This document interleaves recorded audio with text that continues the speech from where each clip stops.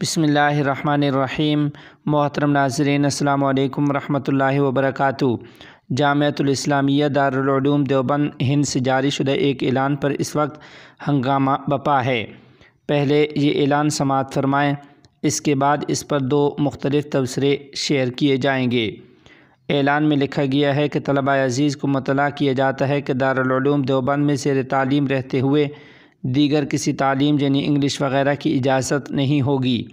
اگر کوئی طالب علم اس عمل میں مبتلا پایا گیا یا معتبر ذرائع سے اس کے اس عمل کی نشاندہی ہو گئی تو اس کا اخراج کر دیا جائے گا، جیسا کہ اصلاحی اجلاس میں مخدوم موقر حضرت صدر المدرسین صاحب نے صراحتاً اس کا اعلان کر دیا ہے۔ محترم ناظرین و سامعین، اس اعلان پر تبصرہ کرتے ہوئے سوشل میڈیا کے ایک صارف ذکی اختر لکھتے ہیں کہ زیر نظر اعلان کو کسی زبان کی مخالفت سے جوڑنا کسی طور پر مناسب نہیں ہے۔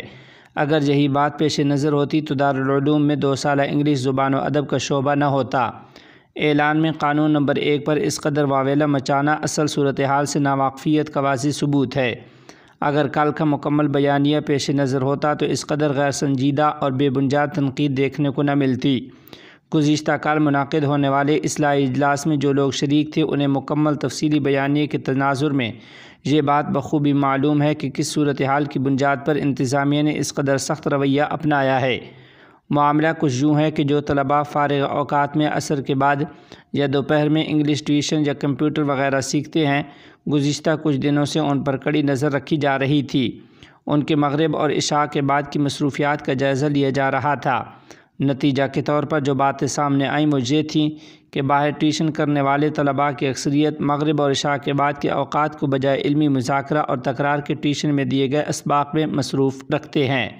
ان پر انگلش کا بھوت اس قدر سوار ہے کہ جس مقصد کے لیے دارالعلوم نے انہیں قبول کیا ہے اس سے بالکل بے اعتنائی برت رہے ہیں۔ انہوں نے لکھا کہ یہ کوئی بے صفحے کی باتیں نہیں ہیں بلکہ بندہ خود اس کا شاہد ہے۔ کچھ مفکرین کا دو رخا پن سمجھ نہیں آتا۔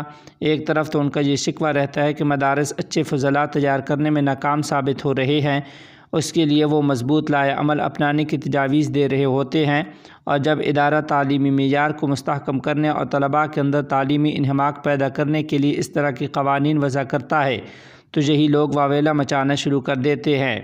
دارالعلوم کا بیانیہ صاف ہے کہ جن طلباء کو ہم کھلاتے ہیں، عمدہ رہائش کا بندوبست کرتے ہیں، ماہانہ وظیفہ دیتے ہیں، غرض کہ ان کی مکمل سہولیات کی کفالت کرتے ہیں، اس کا مقصد صرف یہ کہ وہ مکمل انہماک کے ساتھ درس و مطالعہ اور مذاکرہ اور تکرار میں لگے رہیں، اور جن اصول و قوانین کو تسلیم کرتے ہوئے جن مقاصد کے حصول کے لیے انہوں نے داخلہ لیا ہے اس میں کامل مہارت کی کوشش کریں۔ جن کو انگلش وغیرہ پڑھنا ہے وہ خود مختار ہے، یا تو دارالعلوم کو ترجیح دے یا باہر کا رخ کرے۔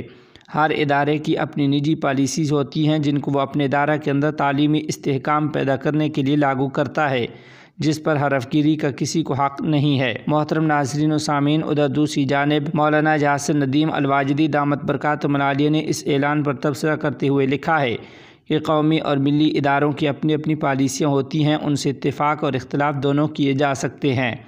جس طرح اتفاق کو خیرخواہی کا نام دیا جاتا ہے، حسن نیت پر مبنی اختلاف کو بھی اسی نظر سے دیکھنا چاہیے۔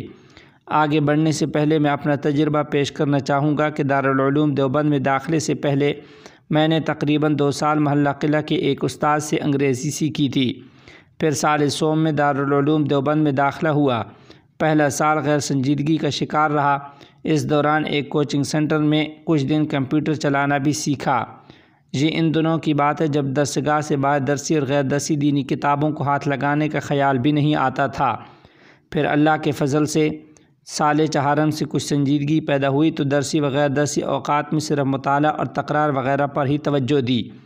پھر دارالعلوم دیوبند کی تعلیم سے فارغ ہو کر ہم نے باقاعدہ کالج میں انگریزی سیکھی۔ پہلے سے موجود بنیاد اور امریکہ کے ماحول کی وجہ سے کوئی زیادہ پریشانی نہیں ہوئی۔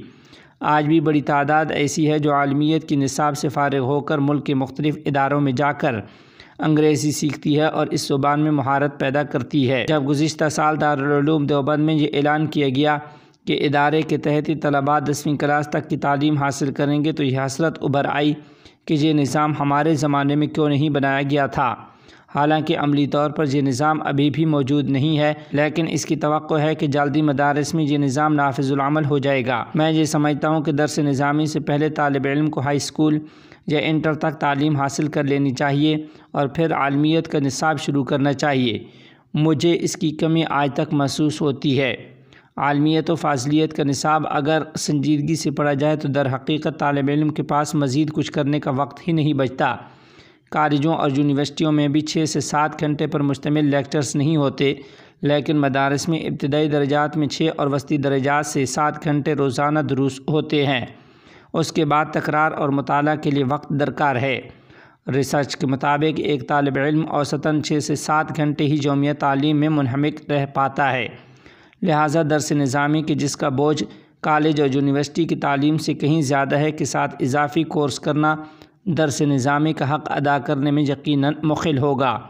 استثناء ہر جگہ ہوتا ہے، لہذا یا تو درس نظامی کا بوجھ کچھ کم ہو اور اس میں ترمیمات کی جائیں، یا پھر اس کورس سے پہلے یا بعد میں اصلی تعلیم کا انتظام کیا جائے۔ البتہ دارالعلوم دیوبند کے اس اعلان کو عام میڈیا چینلوں کی طرح کسی زبان کی مخالفت سے یا فکری انحطاط سے موسوم کرنا مناسب نہیں ہے۔